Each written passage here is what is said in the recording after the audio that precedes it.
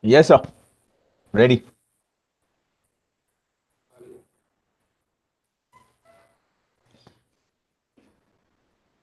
Yeah.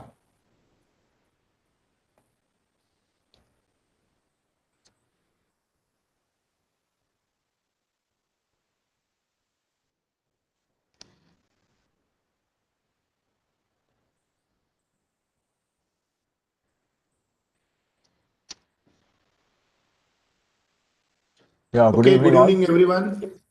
Oh, okay, sir. Chalu. Oh, Platform is yours.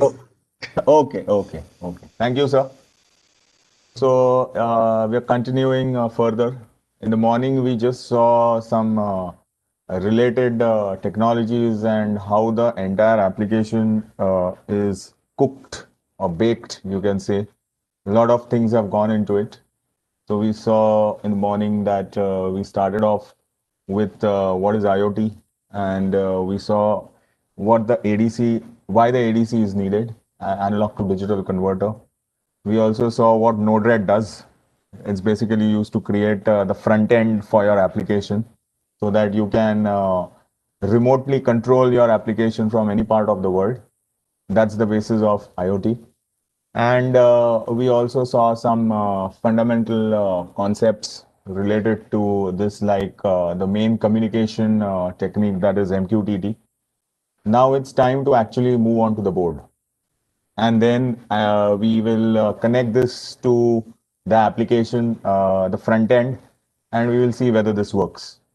So now, before we actually move on to the board, I'll just quickly go through some fundamental, extremely basic program in embedded.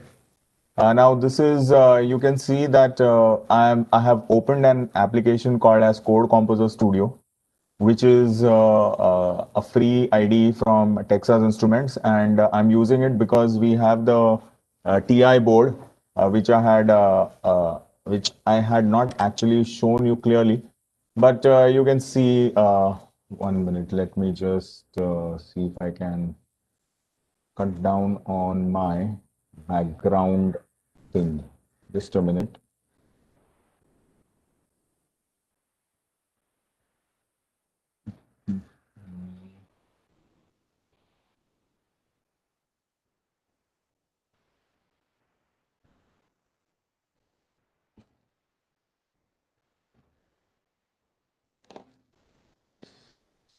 What is this now? Just hold on. Let me just check where this thing is.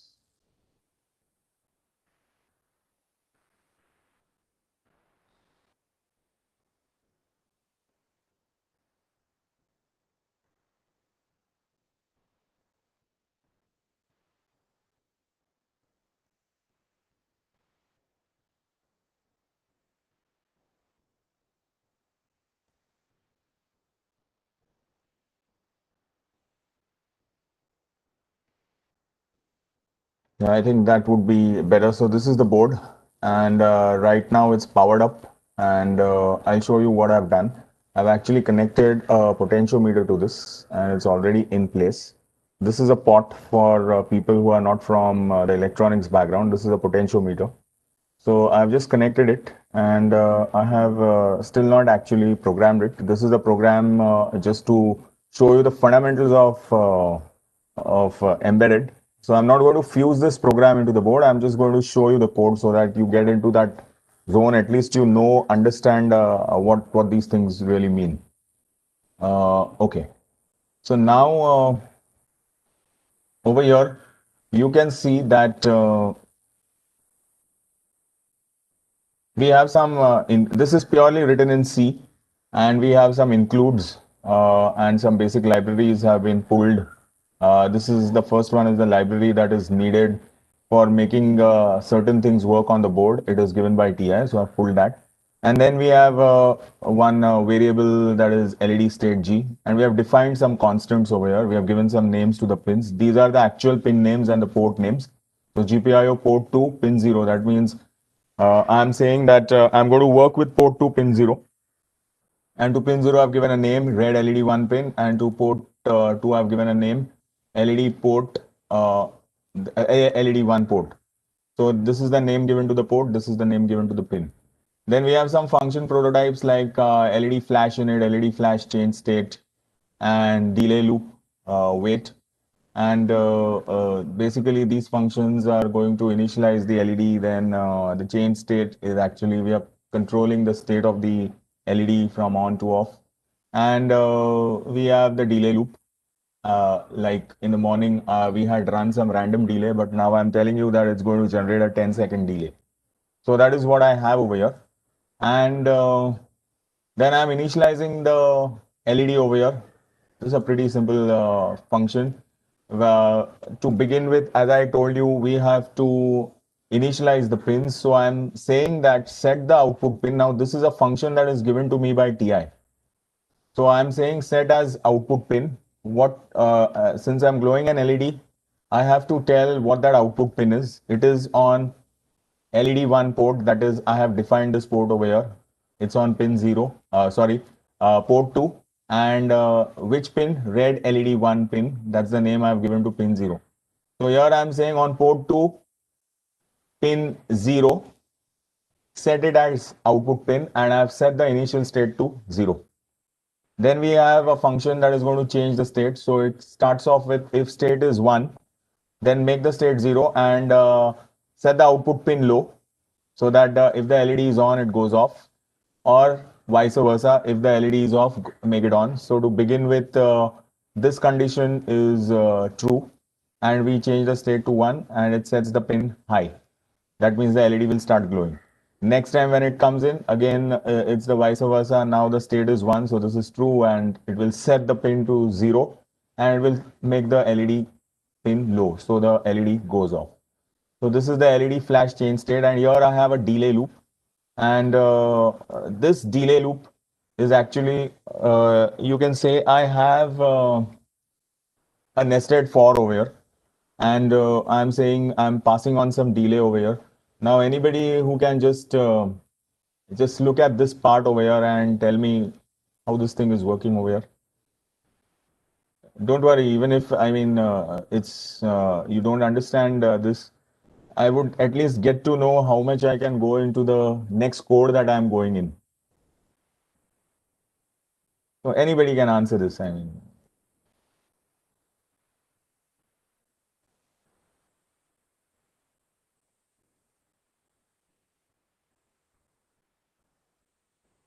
How this particular delay loop is working, and what is it exactly, what are we trying to achieve with it?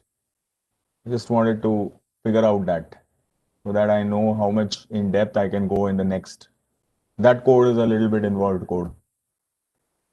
So it's like delay getting executed 28 times. Like every delay is getting executed 28 times.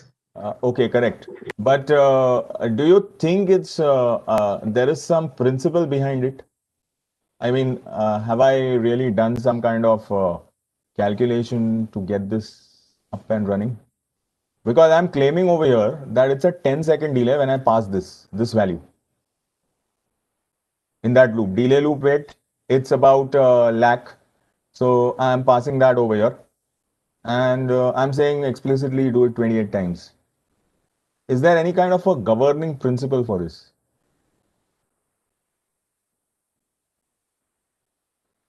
Because when I say it's explicitly 10 seconds, it's explicitly 10 seconds. Anybody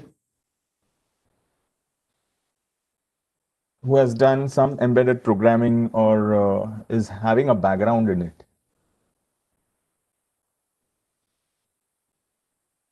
No one? Okay, one more thing to observe over here. Look at the semicolon over here. So I can either put double curly braces or just a semicolon. And this is actually going to, I'm claiming that it's going to work for, say, 10 seconds, this delay. Okay, by the way, I hope you understand this thing, U in 32 underscore T.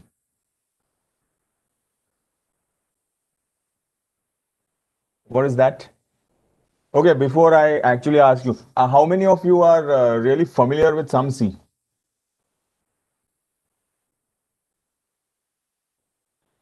Okay, I got an answer in integer of 32 bits. So why do you think, can I use unsigned int 8 over here or 16? Okay, let's see whether I can use 16. Come on.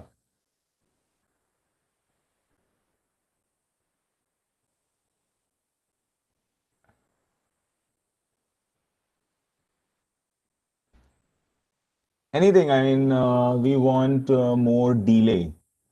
No, what I'm asking is whether I can change this to 16-bit. Somebody correctly answered. This is a 32-bit unsigned int. U int 32 underscore t. This is C99 standard. Otherwise, generally we used to write int, but now it's a norm that you specify the data type like this. So if it's 8-bit, we will say uint 8 underscore t. U because it's unsigned. If it's just going to be signed, you can remove that u and you can just write int 32 underscore t or int 8 underscore t. But what I'm asking over here is, you have seen this thing over here. See, I'm passing this value. This value is being passed in this delay loop function. Okay, and that's coming up over here. So what my question is, can I make this 16-bit instead of 32?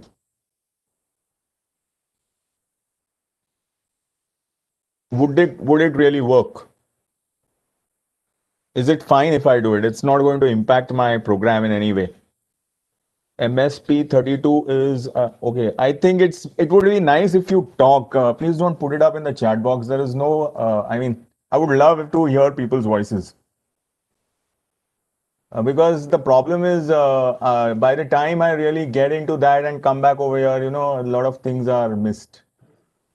So can we see the value of delay? Yeah, certainly. What was it? It's over here. I've highlighted it. Okay.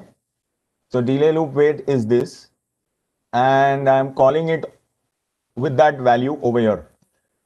I'm asking, can I change this to 16? U int 16 underscore t. That will allow So me to as of just. now, it doesn't make a difference because Pardon, 16 will sorry? allow till 32,000 and this is 10,000. So as of now, it will No, not I make don't it. think. No, it's not 10,000. It's 1 lakh. It's 1 lakh. Okay, sorry. So on the screen it was. So it will not allow. Correct.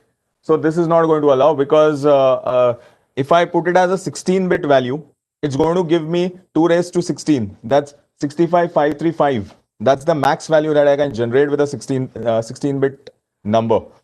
So I have to use a 32-bit. So whenever, many a times we have observed that, this is a very common mistake. Like people think you can just put any kind of a data type over here, but it always depends upon what kind of delay you're going to generate. So this value is well above that 65,535 if it's a 16-bit number. With a 32-bit number, you can generate up to 4 GB values, 2 raised to 32.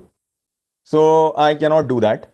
Then what is important to note over here is we have this function, and I asked a question whether I can, was there a governing principle for this that I have put explicitly 28? The answer is no. There is no governing principle over here because this loop that is being executed over here has got no bearing on, calculations. If at all I change my clock frequency, this value is bound to change if at all I have to maintain this 10-second interval. So if at all I want a 10-second interval and I make this say double of this, or I make half of that, it's not going to generate a 10-second delay. So these delays that we implement like this are not portable. I mean, you just cannot pick this code up and put it up on a different microcontroller running at a different clock speed, or a different microcontroller running at the same clock speed as this. So this is running at 3 megahertz. So I take up the yesterday's board and I port this over there. It's not going to work because every microcontroller has got its own way of functioning and own optimizations. So this kind of a delay is not portable, so it has to be tweaked always whenever you port it to some other microcontroller. So it's never advisable to use such kind of delay loops in critical applications. But this is just for information that I have put it over here. But these things have huge bearing over time critical applications. Of course, that's not the subject matter of this session, but to make you aware of the fact that when it comes to safety of a device, these things play a critical and the most critical role for your product to be certified as safe, or for your product to actually give you that reliability in operation. So you cannot be sure that the same code is going to work on a different device the way it used to work on this. So you have to be careful when it comes to such kind of programs. Now, one more thing, of course, it's not visible over here because this is a very basic program that I've done. One more thing that you should always try to remember is you should try and avoid putting everything in the while loop if you want to save power. Because while loop is going to consume power continuously and it's going to drain off your battery. So if you have a battery powered application and you're writing something like this, you are digging your own grave. So that's not going to work. But since it's over here, and this is how we generally program in event triggered domain, time triggered domain, this is not the way you do it. So in event triggered domain also, I would advise you to really look at your while loop if you're going to do something that is battery powered, and you have to ensure that whenever your microcontroller is free or your processor is not doing any activity, always ensure that you put it to sleep so that minimum power is consumed. And these sleep facilities are also available on the most primitive 805 one, the first one that was launched by Intel. So this concept is there since that time, but I don't know how many people really use it. They never put their, the codes that I've seen, people never put their microcontrollers to sleep. And that is where the whole problem really lies. So here we have this simple program, and it's going to flash the LED. And every time that all my functions are over here, all the different functions that I'm calling in that particular program, and this is the real program over here. So it's running over here, but this is not a good programming style. But nonetheless, it's the simplest for demonstration purposes. So I don't like this kind of a program to see in embedded. I would really, throw it away and not rate it at any level. So here what we are doing is we are calling the change state function, and observe that we have called this init function right over here. So we have initialized our pins right in the beginning, and in the while loop we are just changing the state of the LED and calling the delay loop every 10 seconds, and that's going to flash the LED every 10 seconds. And this number that I have got, it's by multiple iterations, by using the debugger and calculating the delay. There is no mathematical base for doing these calculations. Never ever try to do it. You're going to waste your time. It's just by, trial and error that you arrive at some figure that gives you the correct delay. And you have to use some kind of a scope like and a logic analyzer to actually view this. So this is a simple, most simplest embedded C program, and everything is purely written in C. So that was the simplest hello world, just to put you in sync with embedded systems programming. So now what I'm going to do is, now we are going to open up our real project. So I'm just doing that.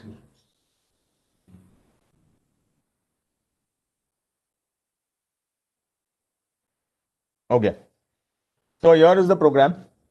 Now, as I said, we have on this board, as I said, there is a Wi-Fi shield that I have. So on the board, it's a double-decker board that I have made.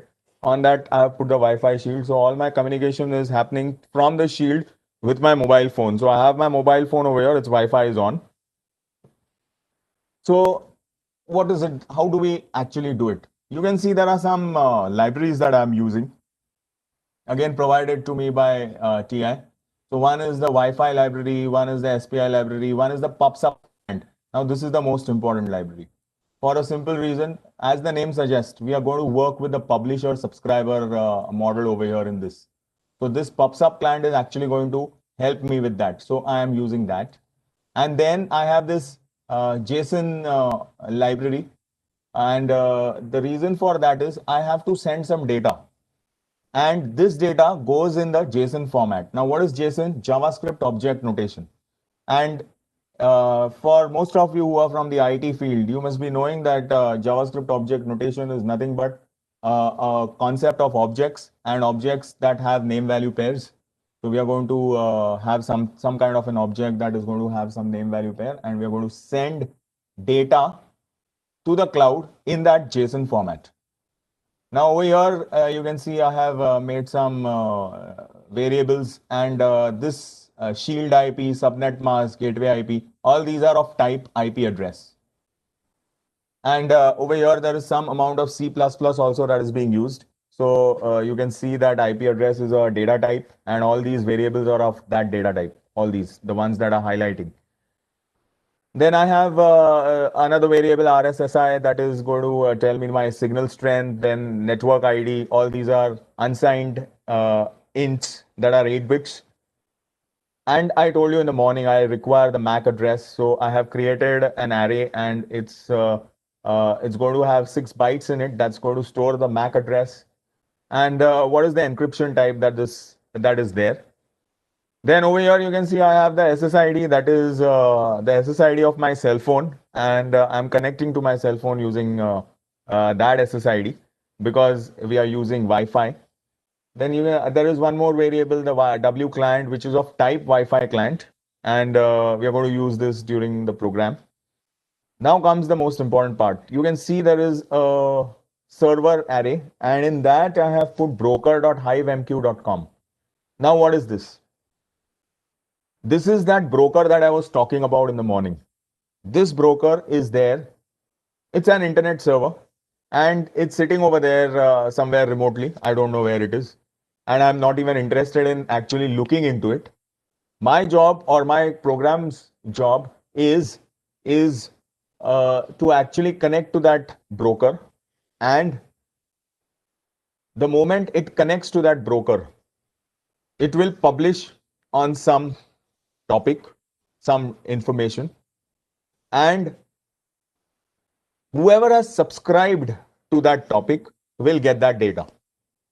So let's see that how it is done, and you will slowly come to know where it is and how it is done.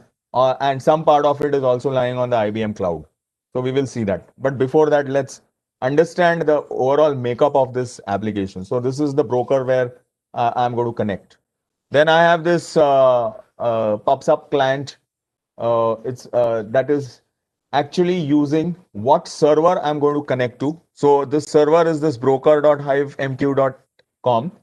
On what port I'm going to connect it to? It's 1883. I told you in the morning that these MQTT things work at this port address. So you have to specify on which port it's going to connect. And then what is the function that's the callback function that I'm going to use. You must be aware of callbacks in JavaScript or in C++. So it's that same concept of callbacks. And there is one more parameter to it. That's the client, which I've specified. That is on what Wi-Fi client I'm going to connect. So it's over here. So that is the pops up client type. Further, I have JSON payload. Now this is the data. This is the variable that's going to carry my data. And we are saying that it's going to go through the serial port. So this AJSON stream is going to create that. Now we are using some kind of, way of programming, generally how we do it in Arduino, where you have a setup and a loop. Now this is done over here to ensure that all that data that comes from the server or goes to the server, it is not synced. It comes anytime. I mean, nobody can predict that some data is going to come now at so and so instance. So it has to constantly keep on hunting for that data. So we put it in a particular loop. So, but to start off, first we set it up. So we begin off with setting up the serial port for an 115200 baud rate. And we are saying connecting to Wi-Fi. That is the basic thing. When you are actually using putty, you'll get these messages on your console. That is, in the morning, I showed you that video. It was saying connecting to Wi-Fi. And the moment it is connected and it's ready and kicking, it will start printing Wi-Fi connected. But till that time, while it is being connected, you will get those dots. I'll show you that video once again. So those dots are coming up, and then at every 1 millisecond delay, the dots will come up on the screen. So that it's just prompting or showing you that it's trying to connect. Otherwise, the user has got no indication whether this is working or not. So this is what we are doing every 1 millisecond. So these dots are being they're actually coming up on the screen every 1 millisecond. Then once it is connected, it will say Wi-Fi connected and it will fetch my Shield's IP address. That is very important. It should be able to fetch the Shield's IP address because the Shield is now actually the Shield, the Wi-Fi Shield is what is going to send your data to the router that you have. So that is what we are doing over here. We are just saying that it's connected and it's now fetching the Wi-Fi Shield's IP address. So how do you fetch the IP address? You use this local IP is equal to in ADDR none. That means if there is no IP address that is fetched, just keep waiting. That is keep printing the dots and keep actually finding out what the IP address it is till you get the IP address. So these are basically visual indicators to that. And once it is available, store it in the Shield IP variable, and it's of the type.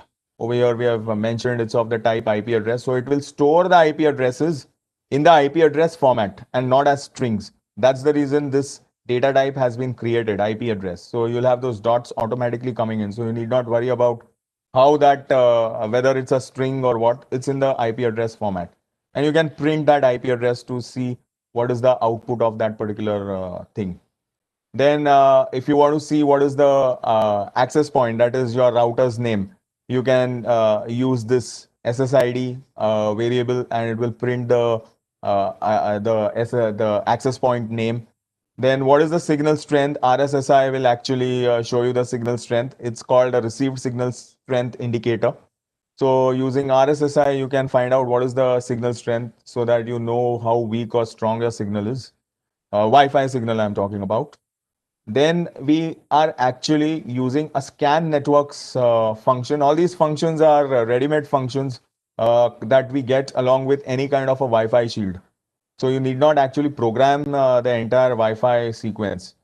So this is just going to scan for all the available networks in the vicinity, and it will give you a list of all the names that are there for different kinds of Wi-Fi networks that are available in the vicinity of this particular Wi-Fi shield, and it will print the names along with the encryption types of those uh, access points and their names, and it will also show you what is the signal strength that is available.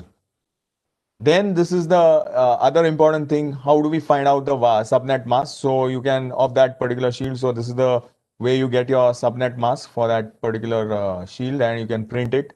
Then what is the gateway IP? Now, which gateway is this? This is the gateway to which your shield is connected. That is the gateway IP is the IP of your router. So if you want to see what is the router's IP address, you can use this gateway IP, get the gateway IP address so that you know what is the IP address. This is very useful for troubleshooting. Many a times it doesn't get connected. Now also I had issues, so I was just trying to figure out for the last 15 minutes. But now the board is connected. Many a times it is because of the Wi-Fi connections between the mobile phone and the shield. Then we have the MAC address. And I told you how the MAC address is. It is separated by colons and it's basically in hex. So we need to just work on with the way it is displayed. So I had to put this loop, a small little loop to actually generate or make it look like a MAC address. Otherwise you get a string of numbers. So you can see I've put a colon over here and then I'm printing the MAC address of that particular shield. So this is critical information. Over here, what we are doing is we are setting up the GPIO output pin. It's on port 1, pin 0. And what port and what pin we are going to use for our purposes. And you can also see that this is actually having 3 pins. That is pin 0, pin 1, pin 2. Over here, we have our multicolored LED that I'm going to use. Hence, we are using the OR in between, and it's on port 2. So we are setting it as the output pin so that the LED can glow. Then I told you on every pin you can have multiple functions. So this particular function over here is actually going to set up my port 4 pin 7 to be a tertiary module function. That means I'm saying that on port 4 pin 0, I'm going to set up my ADC. So that is the third level function of that pin. So the basic function, the primary level is a GPIO. Then you have ADC comparator. Then you have timers, serial communication. And then the last level is this tertiary module function where you can have ADCs or comparators. So I'm saying that I'm going to use pin 4, port 4 pin 7 for ADC. Then I have to specify the clock source for my ADC. It's pre-divider and how many pre-dividers I'm going to use, whether I'm going to scale down my clock frequency or whether I'm going to use the same clock frequency. So over here, I have not scaled it down. As it is, I'm running at a very low frequency of 3 megahertz. So I'm using pre-divider 1. That means all your frequencies would be divided by 1. So, no effect in, in totality. Then whenever some kind of signal is sampled by the ADC and it's converting it, we can store that in some memory location inside the ADC. That facility is there. So I'm using the memory 6. There are 24 channels, so every channel has got its own memory. So I'm going to store it in this particular memory 6 for this particular ADC that I'm going to use, as I'm going to use that particular pin. Then over here, you can see one very important aspect. I am saying this is the reference voltage that I'm stating. So the reference voltage is being fetched as the source voltage, that is 3.3 volts. And this is what this chip has got, this facility. So you can write this particular statement and say that I'm going to use the VCC as my reference voltage. So it's 3.3 volts. And you remember what reference voltage it makes a big impact on how your ADC is going to function. And your ADC is on line number 6. It's called A6. So to begin with, I'm saying the configure conversion memory. So it's false to begin with. That means I have not started my ADC for any conversion. I'm still initializing it. Then this is the sample and hold time for the ADC. That means whenever the conversion happens, it will hold it for some amount of pulse time. So that is what I'm specifying over here. Then I'm saying that my ADC is going to use 12-bit. It is actually a 14-bit ADC, but I'm just using 12 bits, just like that. So there is no specific reason for it, but it always makes sense to use higher bitage. So this could have very well been ADC 14. So we are using 12-bit conversion. Then we have the sample timer, and this is actually going to move through that ADC sampling automatically. After we have done all the initialization for the pins and the ADC, we say enable the module and enable the conversion, and every time start the conversion. That means toggle the conversion, start and stop. So that is the setup part. So in the setup, we have actually set up the entire shield and the ADC, the ports. So the setup is over with this. Now comes the part that is going to run continuously. That's we are looping over here, and we are saying if the client is okay. By the way, what is this? Can anybody tell me?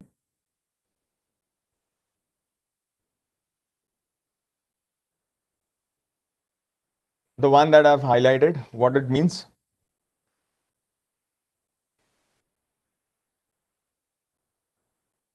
Client already connected. But there is that exclamation. Sorry, not connected. Anybody, anything different? Any ideas? What are we trying to achieve with this?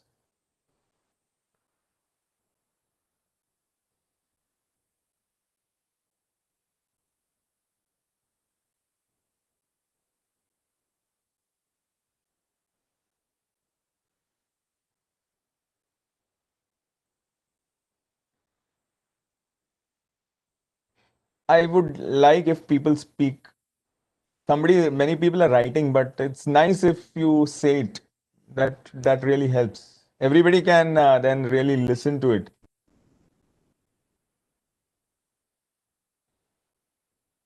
If not client.connected.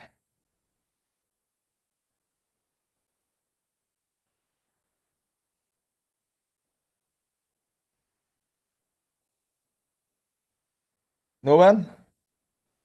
Yeah, somebody saying if the client is connected. If the client is connected. So if the client is connected, we are going to print what? We're going to print that.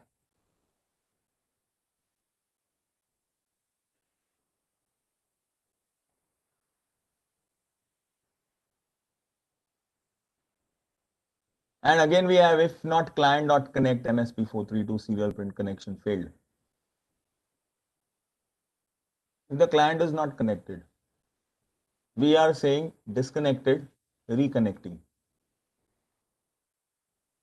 Okay. So this thing also is a bone of contention several times. So you have to be careful with such kind of code when you're writing, and you should be dead sure whether you are saying yes or no. And it plays a very vital role when we say while true. When we write that while loop, while something, while true, while one. So all this is very important, and these are shorthand notations, and they are to be used. That is how embedded programming is done. Don't write explicit statements that's going to eat up into your memory. So this is saying, okay, if it's not connected, give a message, it's disconnected and it's trying to reconnect. Okay. So we are saying if client is trying to connect, connection failed. Else, if the connection is successful, we are saying give a message connection success. And now comes the most important part. Client.subscribe. If the connection has happened, whose connection? The Wi-Fi Shield's connection with the internet. We are saying this is the client. The client is nothing but this board now. This board wants to subscribe to a topic, turn on off LED 1. So this is the topic that it is subscribing to. So who do you think is going to publish? Come on.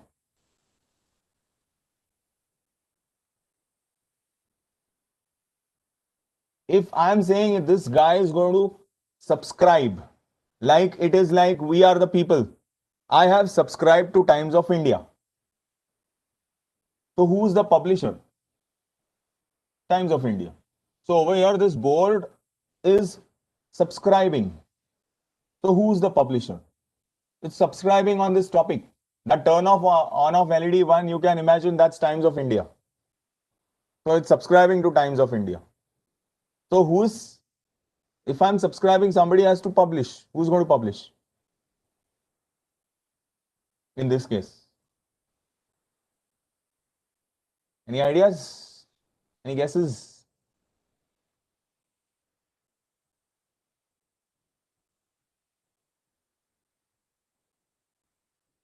Okay, let's go further. I'm leaving it over here. I'm not going to go into this right now. I'm leaving it over here. But you remember that this board is subscribing to turn on off LED 1. And I'm saying subscription successful. And the moment it subscribes, I'm going to say it's successful. Next, this has just come up, so don't worry. But it's not wrong, but it's not a good way of programming. It has to be over here. Right. Then I have created some variables result and regress data 1, regress data in float. And again, I have this statement. What is this? What is going to happen? Come on, now we saw what this actually does earlier. Now I want answers. Come on, let's have this interactive, because unless you understand all this, it's not going to be, the worth of understanding how a particular thing works. Certain things should be very clear. So what do you think is happening over here? In the morning, we saw what the ADC does, and I explained you how the ADC has to actually figure out. So here we are saying ADC 14 is busy. That means it's something to do with the ADC's busyness. So first of all, when do you think is the ADC busy? And when it is not busy?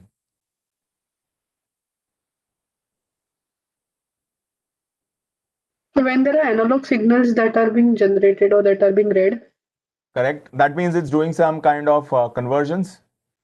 It's actually Yes, busy doing that. Correct. yes. Absolutely correct. So now, what are we doing over here?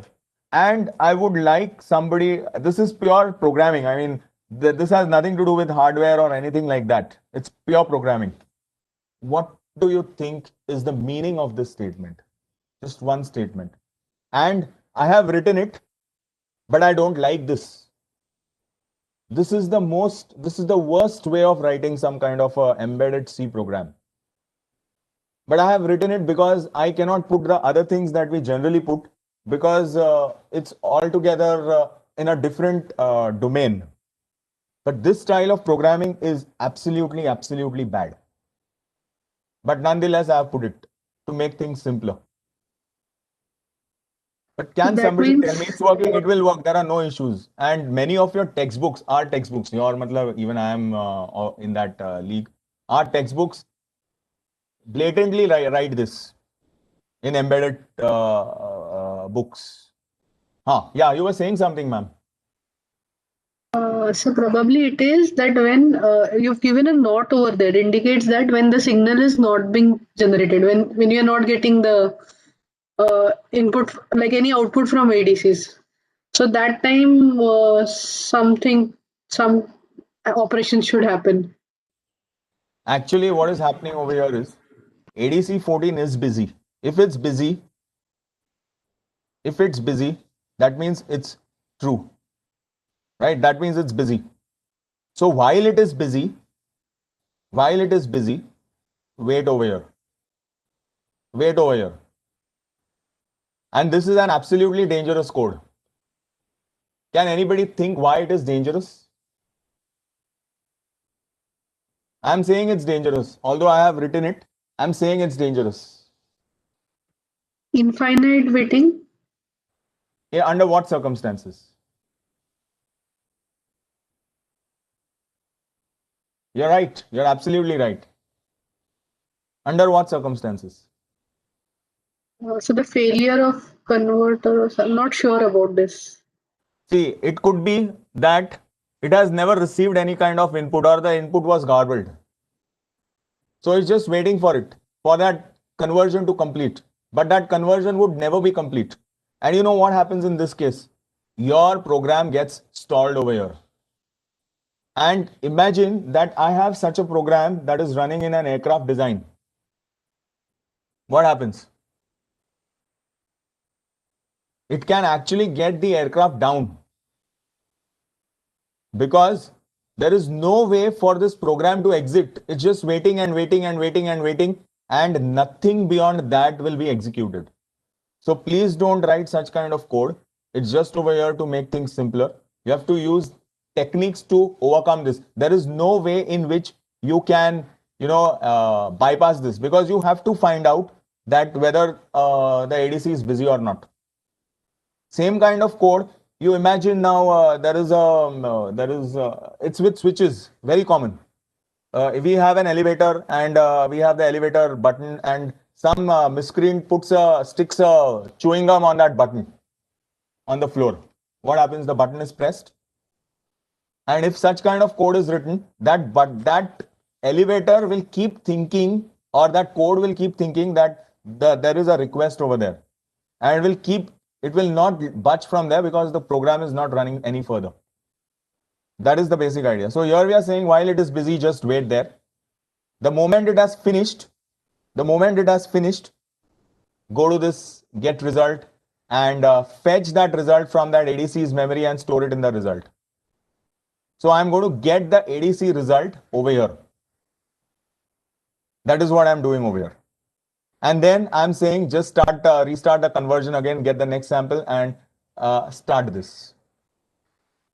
But now comes a problem. And the problem is this result that I have is some kind of, a digital equivalent. Can I show voltage as a digital equivalent to the end user, or current, or any kind of quantity in digital format? Can I do that?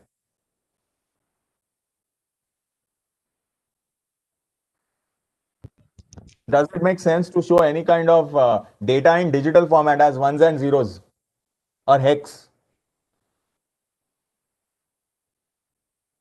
What does your say? No, sir. Doesn't make sense. I mean, nobody is going to understand the intelligence of that particular data. What it means, I don't know. Now comes the problem.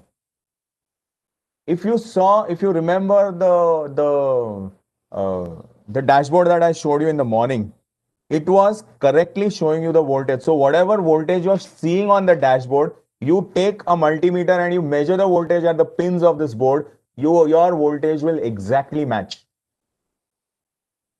That is what we have done over here. This thing. Now, from where the hell has this thing come? Who on earth can predict this? How can you do this? Anybody can really get this?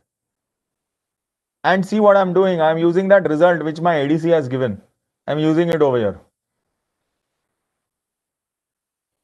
What do you think is the solution for this? Come on.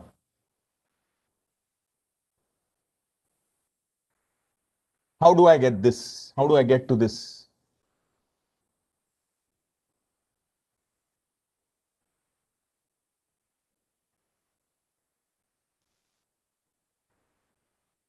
Any ideas what's happening over here? From where did I get this?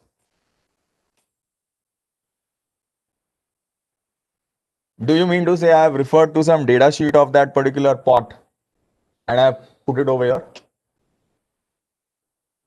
Or what is it? What exactly is this? Can anybody guess?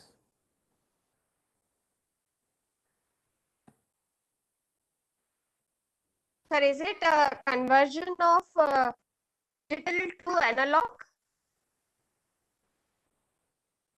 Yeah, but that's right. We are doing it. But how did I arrive at these values? Forget that divide by 1,000. I'm just doing some kind of, I'm trying to get the values in a particular range for simplicity, because when it comes to microcontrollers, we need to use some tricks over there. So divide by 1,000, forget that. But how the hell did I get this value? This. It's so big after the decimal point. How did I get that? Is there some kind of an approach that I'm saying I'm using this? So based on your previous readings that you had got earlier, What fitting readings? See, remember, this result is going to be in digital. This is going to be a digital value.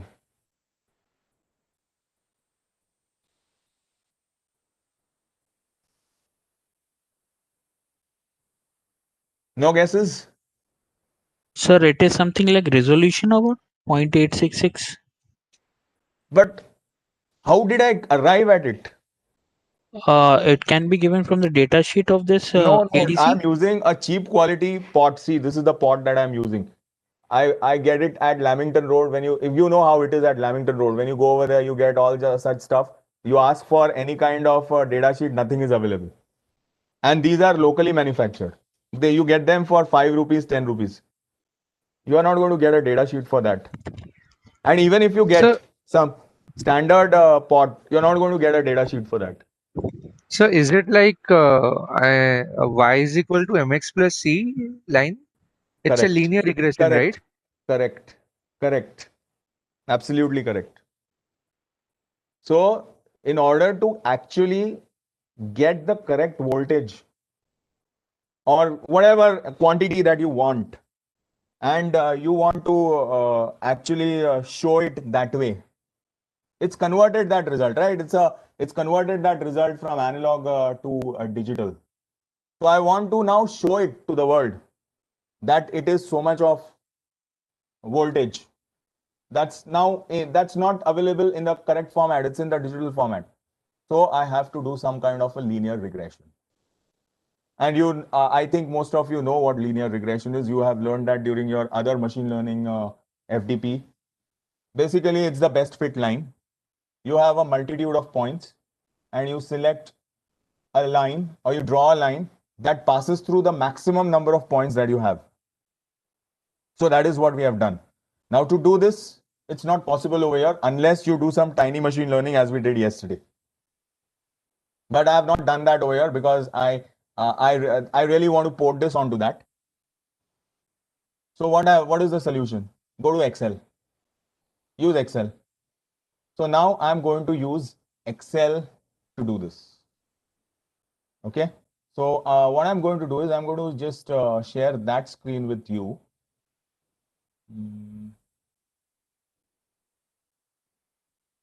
One minute. Let me see, where is my Excel? There it is. Okay. So this is my Excel sheet. What I've done, I have the ADC value. I have just taken around 28 points. In fact, you should have the maximum number of points available. Now I told you I have a 12-bit ADC. So you can see the maximum digital value available over here is 4093 at the bottom. And I start with the lowest value and I just keep taking some readings. And at the same time, what I'm doing is I'm actually measuring the voltages that I'm getting over here. And then using linear regression with Excel, after doing this exercise, you should have a maximum number of points and you should take it with different pots as much as you have. And then average it out and put it over here. So that is the best way to get to the nearest and the best fit. So we have done this exercise over here. And finally, using linear regression techniques, I have arrived at this slope. I have arrived at the y-intercept. And you can see R, that's going to show me my error. It's almost 0.99. It's it has to be very close to 1. So it's 0.999. It's as good as 1. So this is what I've got using linear regression. And this is what I've plugged in over there, if you see it. It's 0.866 and 4.99. That is what I got. Okay. So I have done that over here. Let me just see whether what I'm sharing. I don't know. 1 minute. Yeah. Okay. So it's that same value that I have got over here and I've plugged it in over here. Now with this, I have actually got what I want. I am getting my output in the form that I want. That is, I am actually getting the voltage. And here I am just playing with this, I am moving my result that I got over here, the digital result, every time by 8 bits so that I can make the LED color dance. That is just for effect, just to show you that it's working. So this is what this is doing, nothing much over there. And here we are just playing with the regress data string to actually, show it in a very nice way on the putty terminal. Otherwise, this will not show up in the decimal point and all, because all this works in string format. So this particular code is actually getting It's actually used for showing the readings in the format that I want, that are human readable. So this code is doing that. Finally, showing you the readings in the 0 point something or something like that. I mean, which is the standard format which we saw in the morning in that video. It was showing us 2 point something or 1 point something or something, the voltage that I'm going to measure, the exact voltage in 2 decimal points. It's what going to, that is what I am showing over here by doing all this. Starting from here to here.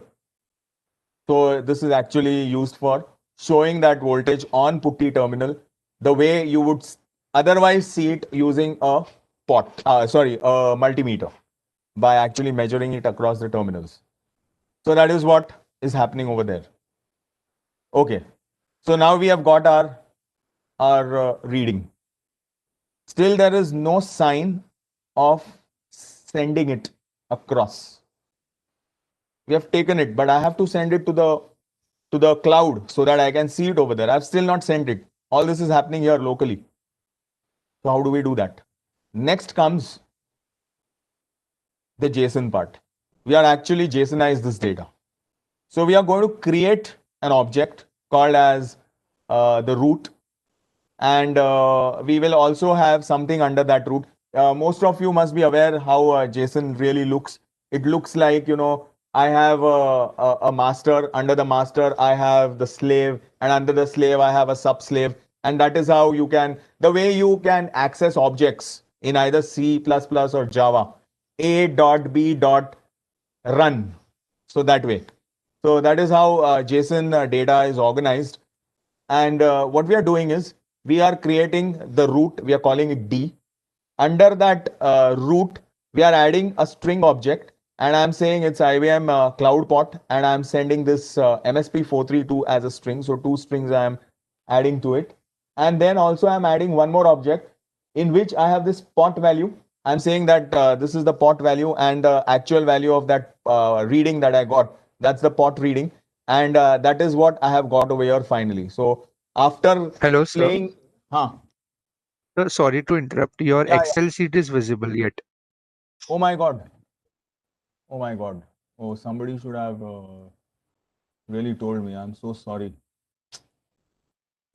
Okay, is this visible now? Can you see my? Yes, sir. Oh my God. Oh. Okay, fine. So I'll go back over here. I think most of you did not see this at all. Okay.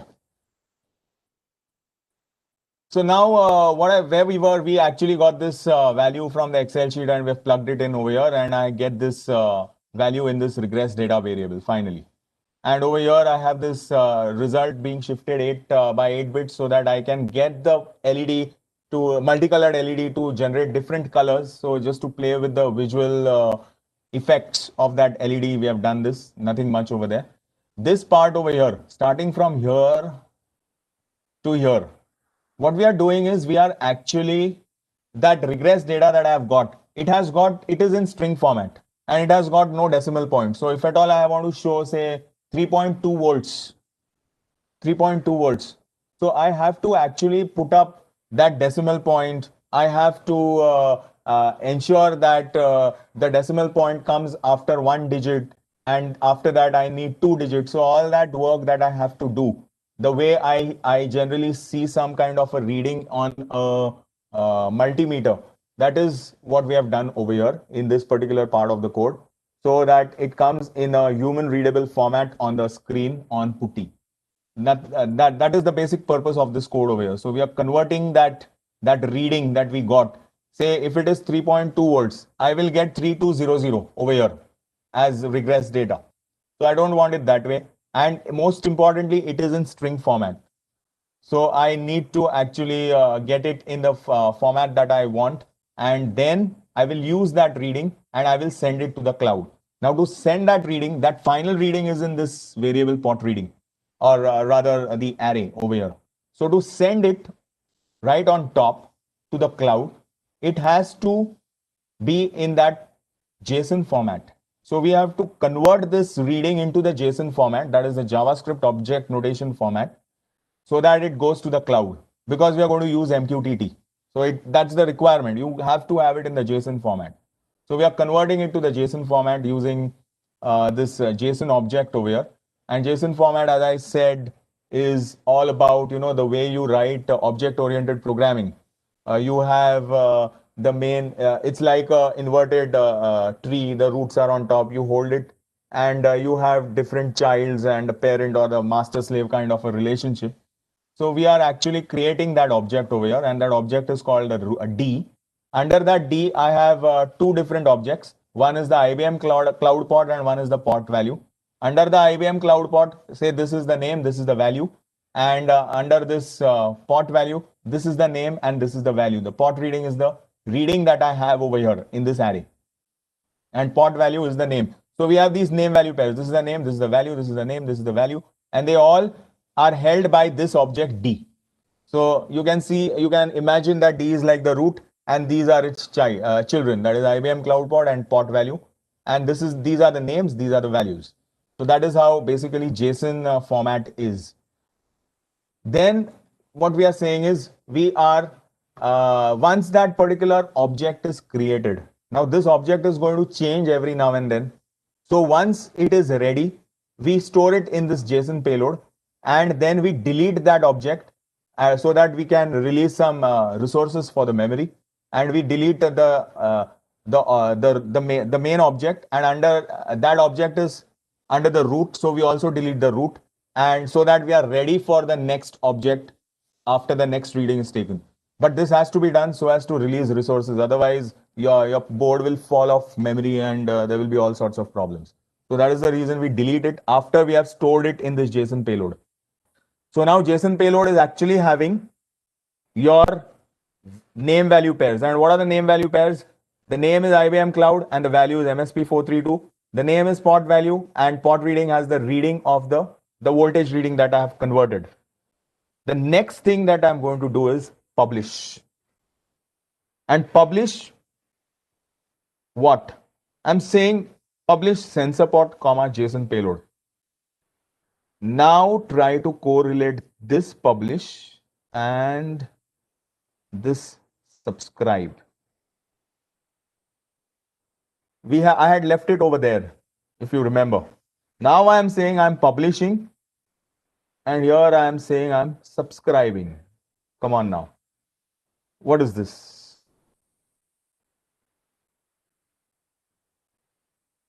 Anybody?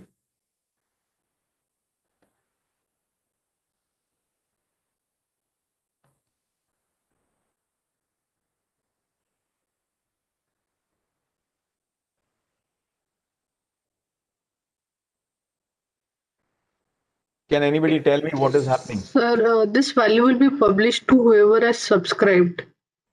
Sorry, this value would be published to and Whoever has subscribed, the earlier code what we saw.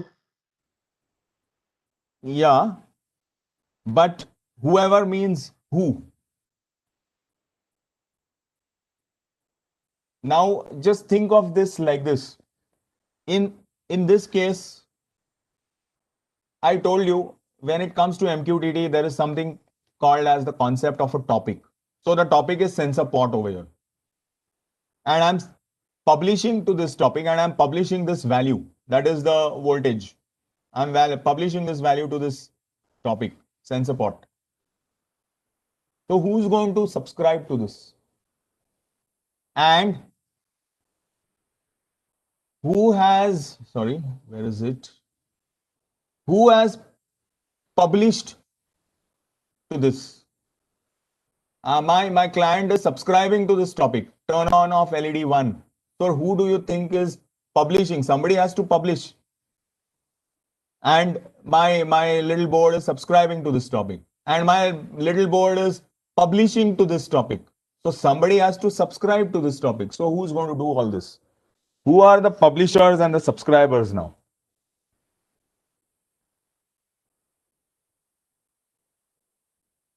My IBM dashboard. Because my application is running over there. Sorry, somebody is saying something. Huh? Somebody said something. Publisher. Voice is cracking, madam. Can you repeat it? Payload is publisher. JSON payload is Publisher. publisher. Yeah, my value is in JSON payload. Value My here. value is in JSON payload. That's it's over there.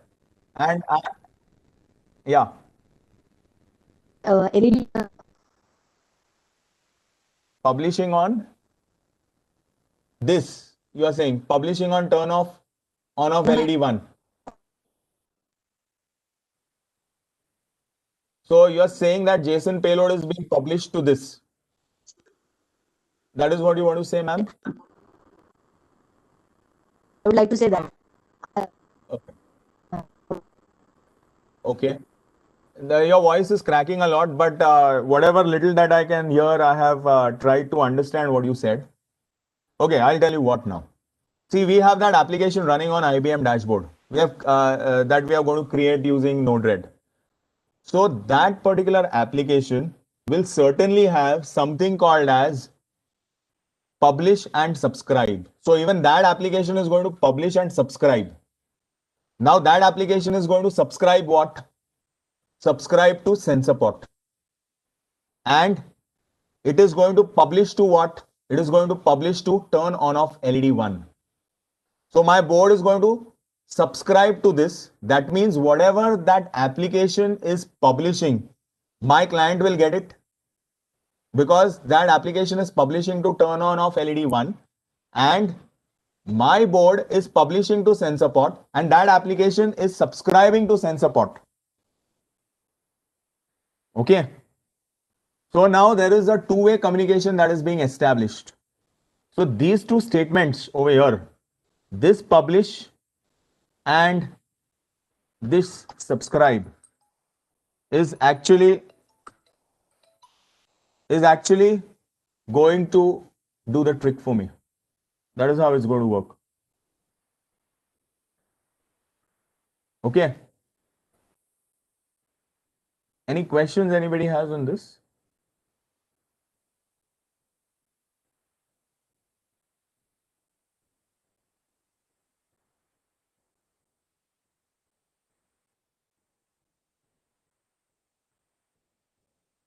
Any questions?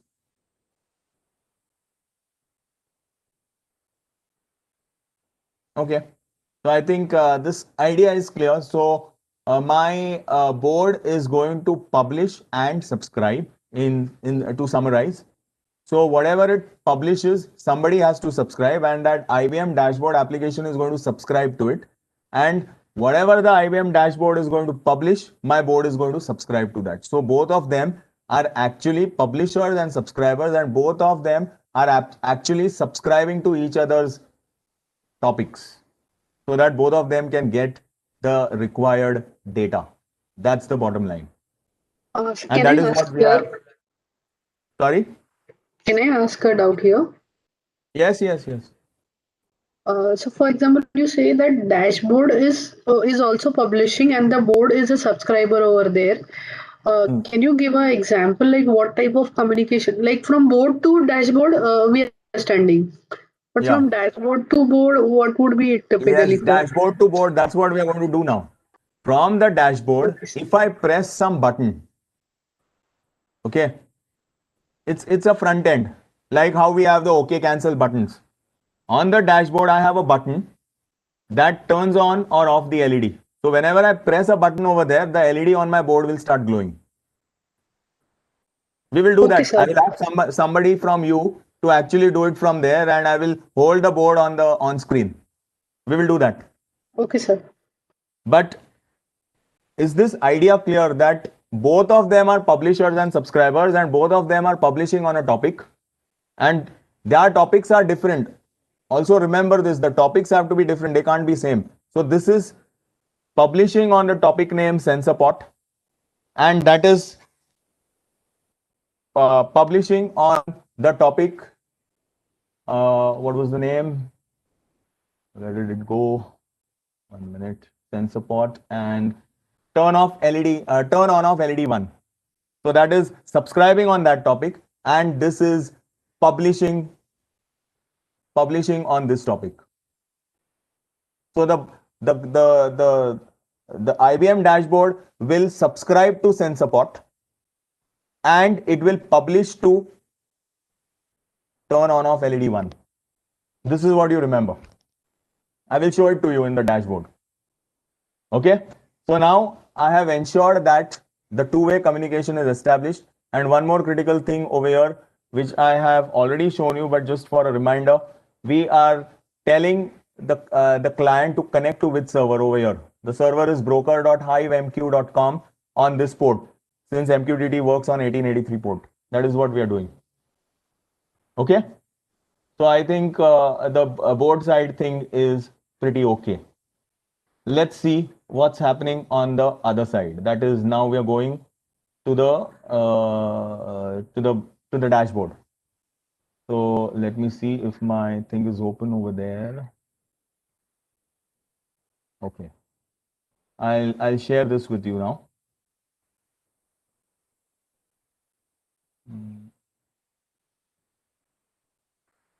Okay, so can you see this dashboard of mine? I mean the Node-RED dashboard. Is this visible to everyone? Yes, sir. Yeah. So now we have this dashboard over here.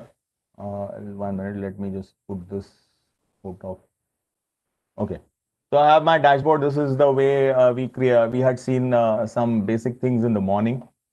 Now look at this node. This is the MQTT node over here, right in the beginning. And look at this. I am saying which server I am connecting to. It's that same broker.hivemq.com on that port. And look at the topic. It's that same topic, SensorPort.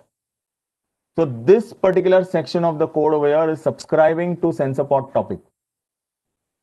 Okay. And look at this. Turn on off LED 1. So it's publishing on this topic. And what is it publishing? It's publishing some data that's going to come up from this node and this node. And this is subscribing to the topic SensorPort. And whatever data that flows in from here is then sent to the JSON node, and some kind of activity happens over here. So that is how this is going to really work. So if at all, yeah, can you see this over here? See, it's already getting the readings because I have already compiled my code. It's running on my other system, and it's sending the readings from there. See, and what is the message? It's SensorPort. Are you getting it? So it's receiving the messages and it says it's connected. So it's getting the message, and this is the voltage. It's showing 1.31, 1.32, and it's pretty steady. And you can see that it's coming as a message.payload, and it's being fetched on this topic, SensorPort, continuously. Okay.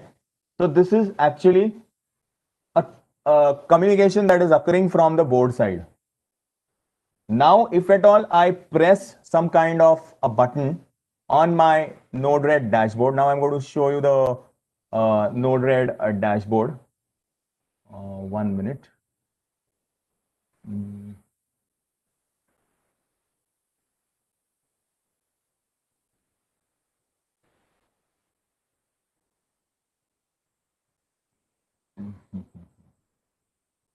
Okay, can you see my Node-RED dashboard? I mean my actual dashboard? Everyone? Yes, sir. You can see the gauge, you can see the chart. You can see this MSP432. From where did this come? This is the message that I sent from my board to the dashboard. And this reading is coming up from there. You can very well see this reading over here. See, now if at all I rotate this, I'm rotating the pot now. It's right in my hands over here. And look at the change that's going to occur. 1 minute. Yeah, see, it's 3 point, and now I'm reducing it. And you can see that it's changing over here. It's gone to 1.26, and same thing is happening on this. Can you see the dashboard? It's as I'm increasing it, it's going up. See, and alerts have also started over there. I have crossed a particular threshold. Can you see it on the extreme right corner? All of you? Yes, sir. Now Yes. I will do something more. What I'm going to do is, one of you, everybody please don't do this. One of you may just, where is the chat box?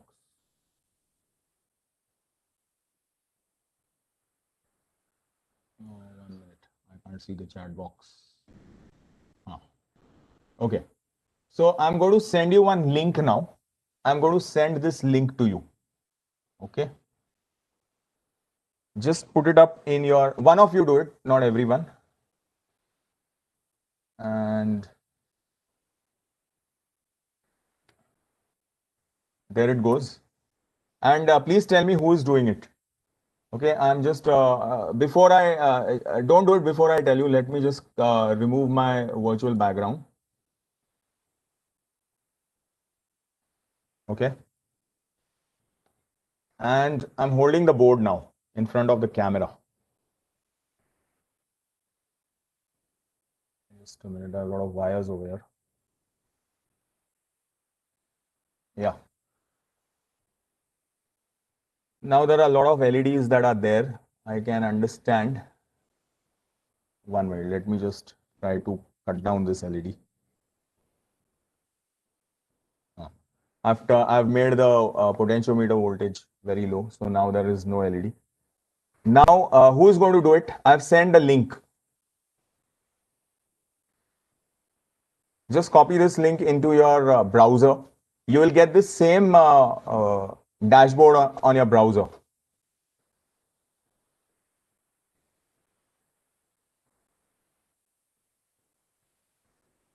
Anybody is doing it?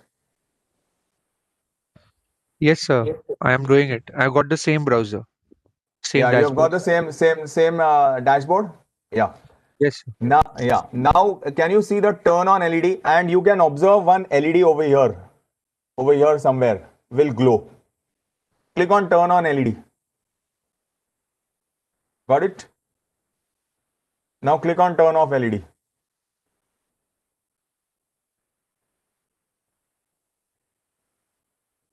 Are you getting this? Do it again if you want.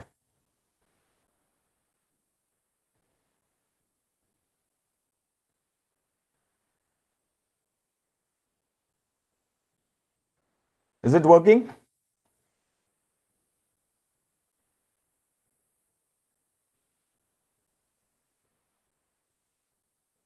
Mr. Manoj, is it working for you?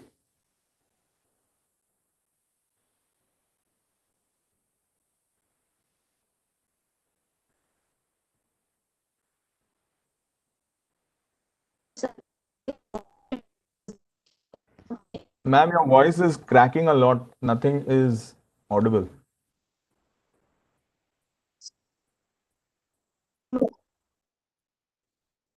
Yeah, write it, right. I've not stopped anybody. It's just that I like to hear people's voices. You can write it. You can write it. I've opened the chat window. Yeah, Mr. Manoj, you are doing it, right? Are you there?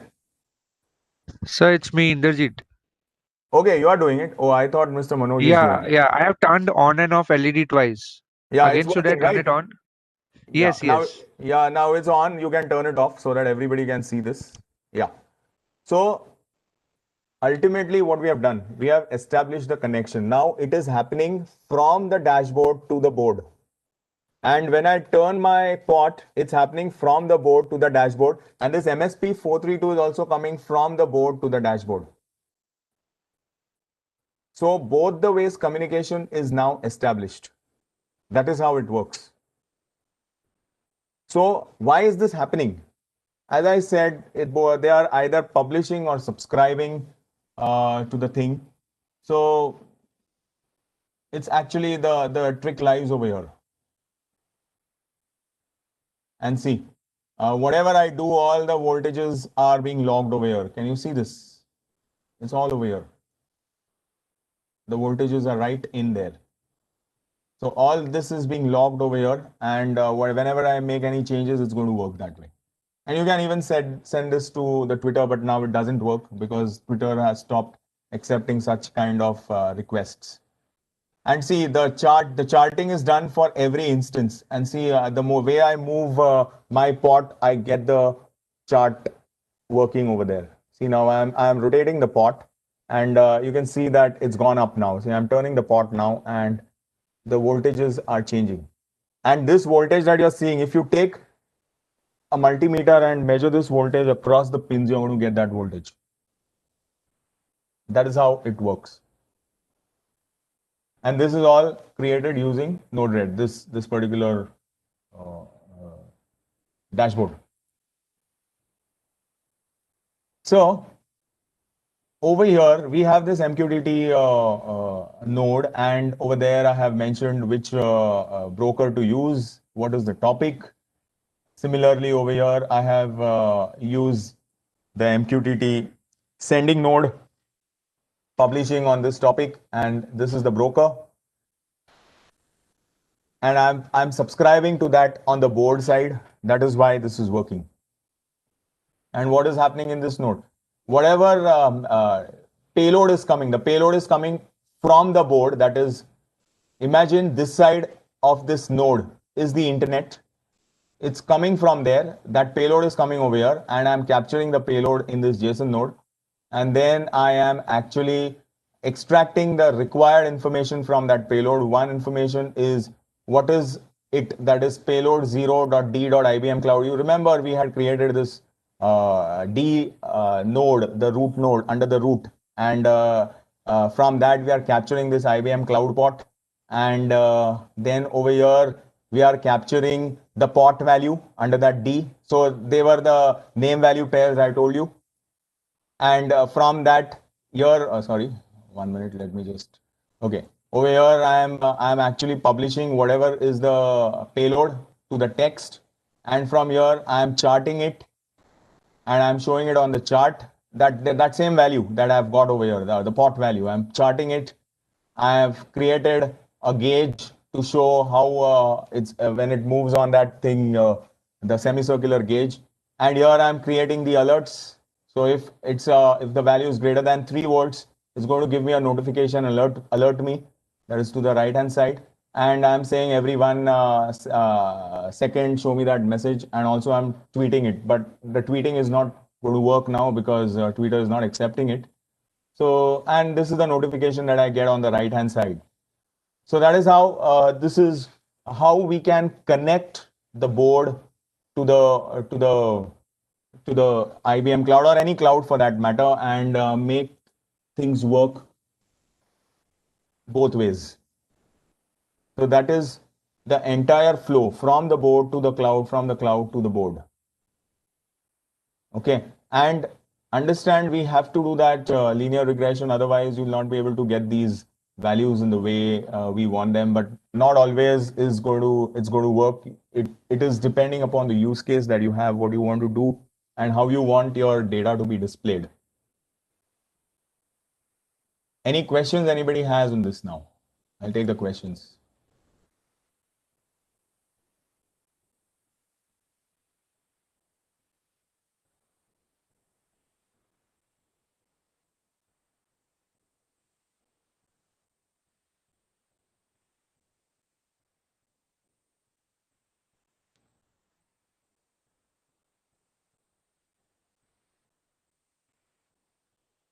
Nothing at all?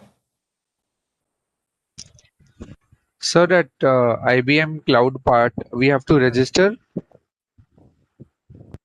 Yeah, for IBM Cloud, you need to have your account on IBM Cloud, and they will. It depends upon how you have registered, and they have some free account also, but that is very limited to about I think 1 month or so. After that, it will stop working. So basically, to do this, either you may spin up your own server and have Node-RED installed on it with some operating system in the background, and then connect it to the internet 24/7. But yes, here you have to be very careful with the amount of data that is being sent, otherwise you will be heavily billed. So that you have to take care of all those things when you're trying to do such things, because this is going to be connected 24/7. So you should know what you're doing exactly. 1 minute. I'm just getting some kind of messages. I've not seen them. Just a minute. I'll answer that if anything more needs to be done. Node-RED tutorial as such, you can get a lot of info on the internet. Just search for Node-RED and you can really get it. Okay, I'm asked a question, any internship opportunities? Actually, madam, I'll tell you what exactly we do. We are actually into training and we train students. We have done this with the S.P.I.T students. Rathod sir knows about this. So we provide training on IoT and safe code, and they are international certifications from Safety Systems Limited, UK.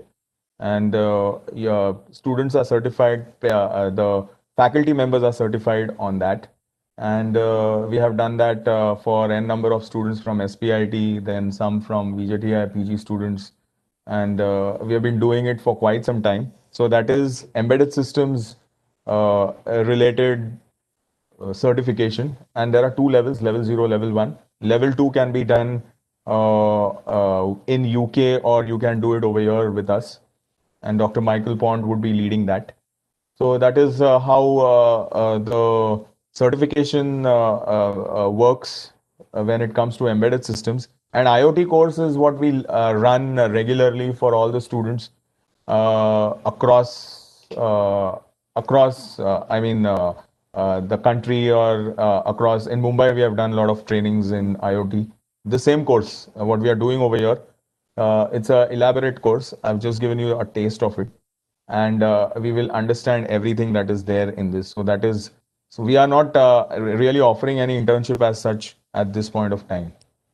So internship opportunities do not exist, but yes, training opportunities do exist, and we are doing that. We are doing it in a lot of colleges and online as well. So that happens. That is there. The course is actually this course is I am the contact person. I lead this company. It's my own firm. All this has been created by me. So I do the training. There is no one else who's going to do the training. I do the trainings. Even the international certifications I do. And there is an exam that is conducted, and your papers for the level 1 are actually sent to UK for evaluation, and they decide whether the person is certified or not. So you can contact me if you are interested. This is our website. I'm typing it, microdevice.in, and that's my contact number. So this is, you can get in touch with us, and this is our email ID. It's there in our manual also, info@microdevice.in. And apart from that, it's about, more of embedded. So the focus is more on embedded over here in case of IoT. And because unless you have your devices being programmed, nothing is going to work. It's not just purely software. So that is how it is. So you have to really work on your embedded designs. The prerequisite is when it comes to embedded training, the prerequisite is you should at least have some familiarity with C. Because the C that we do is totally different from the C that generally people do. We are actually focusing on writing safe C code.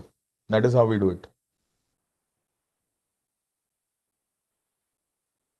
And most importantly, it is more of,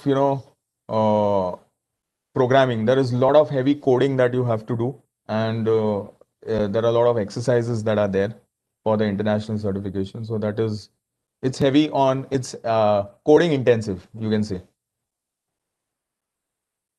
And we have done this at S.P.I.T. You can ask Rathod sir about the feedback of the students, and we have been doing it for the past 3 years. We have done level 0, level 1 for their students. Yeah. So now, any questions that you would like to ask me related to this?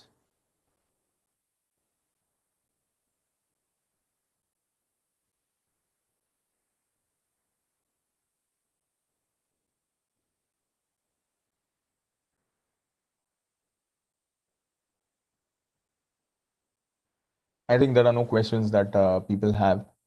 Okay. Now, now that you have seen this in totality, now do you have a basic understanding of why you should have knowledge of so many domains? As I said, knowledge of networks, internet, knowledge of Wi-Fi, knowledge of some JavaScript. We have not seen the nodes because many of you have not installed it, so it's no point showing you the nodes. So now, knowledge of JavaScript, knowledge of embedded C, knowledge of how to actually program some boards. I mean, how to work with their general purpose I/O. That is the pins. The knowledge of cloud, how to actually set this up on the cloud, and Node-RED. So it's a multitude of domains that go into the making of such kind of technologies, and you should be aware of most of it in order to successfully connect it to the cloud. Otherwise, it's really, and of course, what is the MQTT part? Otherwise, it's really a big challenge. You know, you need to really work your way through all this to get this thing up and running. It may work at times, it may not work at times. Then we have done some kind of machine learning. So it's culmination of everything. So as I said, when it comes to IoT, you should be a jack of all trades. And you can just have one particular expertise, but you should know everything if you have to do IoT this way. And from this, what you can understand is you can now connect a multiple of sensors to your board and get all that data on your dashboard and control your board or your plant. If this board is actually going to be connected to some kind of a plant, not just one board, when it's an entire system, from any part of the world, you can control it using IoT. That is the beauty. You can do it even from your mobile phone. That is how it is. So ultimately, it's more of connectivity, and yeah, you need to have good bandwidth connectivity if you have to do this, and the amount of data that is being shared, uploaded, or downloaded from the cloud to the cloud, and that way. Anything that you have not understood, you can ask me now. We have some time. I did not go into the details of this code because I thought many of you are not from the embedded background, so it doesn't make sense to actually go into the details of all this code and the code, or even for that matter, the Node-RED. It was just that I have shown you the most critical aspects of this so that whenever you have time, you can do it or whatever. I mean, just to make things simpler for you. So can I ask one question? Yeah. I'm open. I'm waiting for that. Oh, sir, in yesterday's session, you said only 1 or 2% of data is used for a ML model. I mean, we are not able to use the other. So why is it so? No, the thing is, as I said, it's the survey says that around 5 quintillion bytes of data is generated by the IoT domain, and that is being used. The other data, I mean, we don't know what we can do with that data. So if we can actually use that data and create some kind of a machine learning model, we can get some more intelligence out of it. So that 99% of this data that is being generated by these devices going unused. Like now, for example, on your mobile phone, you have your accelerometer, right? All mobile phones have it. Yes, sir. Who is using that data? It's generating that data, right? Right. But is it being used? Mm-hmm. No, If that data is being used, like say for example, your accelerometer is on 24/7 on your mobile phone. If you're walking on the road, you're walking, say you're going to office, you're working, you're coming back, you're walking, you're taking a stroll somewhere. All this data can be logged, and it can be useful data for a doctor to actually analyze that data and figure out how much you are walking and what impact it is going to have on your health. He can suggest you some better ways, or he can say you're overwalking, overdoing it, but nobody is analyzing that data. That data is just lying unused. So if at all we can create a machine learning model for that particular data, some important intelligence can be generated out of it. So most of that data is just unused. Why? Because machine learning on these small devices is just coming up.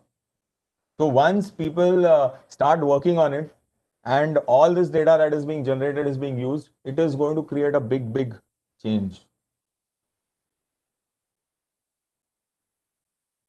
That is the reason I said that, 99% of this data is being unused.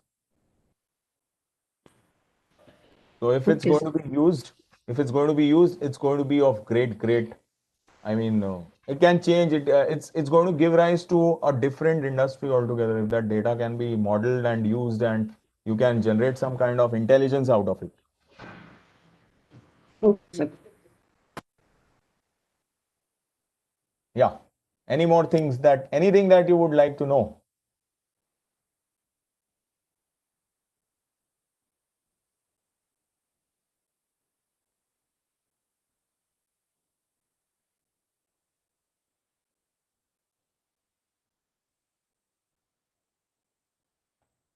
So I think most of you have got some kind of understanding. I've tried to actually get all this in just about in 5 hour session, because going into more details would actually have we would have not completed anything at all. So I tried to summarize things, and I've shown you the most important aspects of IoT connectivity and what IoT can do, and what is the usefulness, you can come up with n number of ideas to actually do this. And all these brokers and all, they are actually free as of now. But yes, as the number of the usage goes up, it's going to be paid. So right now you can use the broker and you can send your data to the broker, and then you can subscribe to it and publish to it, and you can do all sorts of things.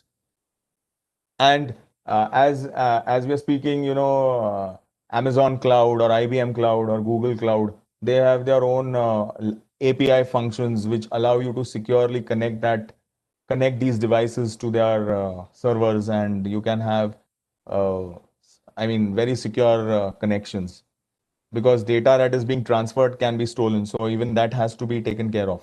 So there are a lot of other things that can be done and should be done when you're doing this at the professional level. But the idea is same. I mean, this is the core of it, and the other things are, supportive, that will help you make your system safe. So those things are there. And ultimately, as I said, for doing IoT, you need device. So embedded is the only way. Without that, you cannot do any IoT, because IoT is nothing but sensors, things that are being connected to the internet, and data is being sent by these things to the cloud, and data captured from the cloud and back again. Only pure, writing code or creating the dashboard will not allow you to do any kind of IoT. You have to have some devices that are connected.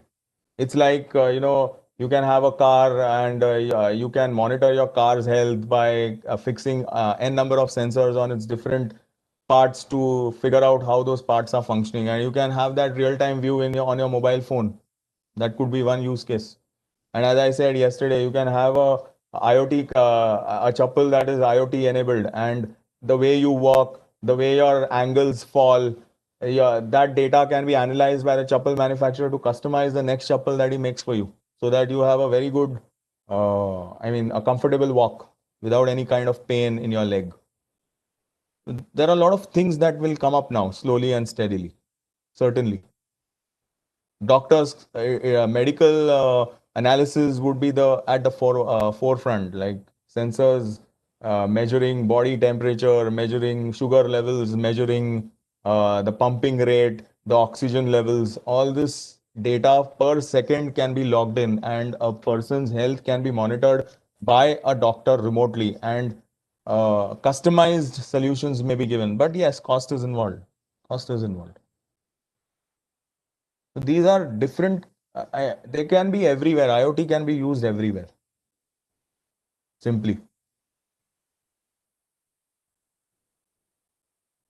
Any more questions? Anything that you would like to know? Because last 30 minutes I had kept for that. Yesterday's, today's, because yesterday also I did not keep time because as it is, it was 3 hours.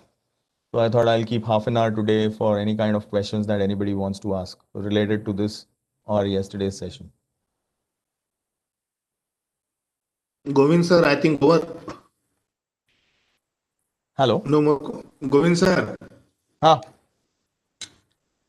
I don't think Yes, there sir. are questions now. Okay. I don't think there are questions. Okay, sir. Okay. हो गया So होगा, I हो गया, think, हो गया होगा. yeah, I think that's it for the day. And we have seen the entire IoT chain. Yeah, thank you, Govind sir, for introducing us to multidisciplinary domains like tiny ML and role of ML in IoT and embedded systems. In this series of FDP, so far we have been discussing all about linear regression algorithms, though, but all related to software-based applications. This was the first time we all got to know about this ML role of ML in hardware. So thank you very much, sir, for introducing us to this new concept. On behalf of organizing committee of S.P.I.T, I would like to present a virtual memento. Thank you. So Thank you kindly very much for accept. this. Yeah, yeah. Thank you, sir. Thank you very much. And I hope I have at least tried to give you some insights into these things that are now becoming the mainstream. And I really look forward to hearing from all of you soon related to whatever things that we have discussed today or anything that you would like to know. So it was nice. And I thank Rathod sir for having such a wonderful FDP. As usual, he's always at it and always on his toes, and he is an amazing Thank you, sir. Thank you. administrator, amazing teacher, and an amazing. Govind sir, you because you are the resource person. FDP is there, no? Oh, come on, sir. There are so many. Sir आप लोग हैं इधर participants है तो FDP है नहीं तो क्या सो No, but thanks a lot organizing बाकी this कुछ and नहीं organizing it in such a nice way, I mean, everything is properly in its place, and there is no place where you can complain about this. So, I mean, it's because of all your hard work that all this is happening so smoothly. Online, that means doing it online is not easy. Practically, physically, it is different. Like you are present over there. But here, coordinating with so many people, getting so many people and doing it, it's amazing. So I should congratulate you for such a wonderful experience and doing it in such a great manner. So thank you very much for having me here. And I thank all the participants to have listened to what I had to say. And I hope you have enjoyed it. And I know it was a marathon session, but still, at least you must have got the flavor of these things. So thank you once again, all of you. Or sir, anything else that you would like me to say or do as far as this no FDP is concerned? No nothing it's okay Yeah. So thank you, Govind sir. Thank you. So participants, tomorrow is almost last day. We are nearing the end of our FDP. So tomorrow's, I think all sessions will be by our S.P.I.T faculty or passed out student only. So please attend. Dr. Kalwande will be there at the morning. He is having the startup Skinsy Solutions. He is going to demonstrate his solutions to you. So please join at 10 a.m. tomorrow morning. Okay.